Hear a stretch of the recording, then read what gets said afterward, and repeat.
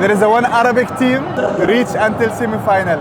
Oman? عمان خليت عمان. We are ready. We're ready. We're ready. We are ready. We are ready. طبعا جايين عمان فينيوز مول نغطي الفان زون ونشوف مين بيفوز السعوديه ولا اسبانيا. انا بسالك سؤال، ذكر لي تشكيله اسبانيا.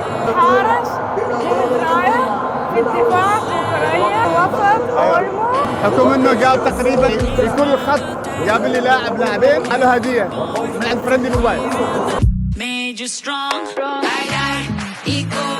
دقيقة 23 3-0. متى اسبانيا شيلت كاس العالم؟ والله فترة طويلة. 2010. شوف السعودية في كاس العالم النسخة الماضية فازت على منتخب كم نتيجة؟ 2-1. مين سجل هدف الفوز؟ لا لا لا لا انت بطل! في ألمانيا. You know when the first time World Cup happened? The first time was in Uruguay. إذا واحد يدور وين ممكن يشوف مباراة كأس العالم يجي عمان فيديوز مول، تين الفان زون شاشة وجماهير وشباب شيء واجد ممتاز واجد حلو.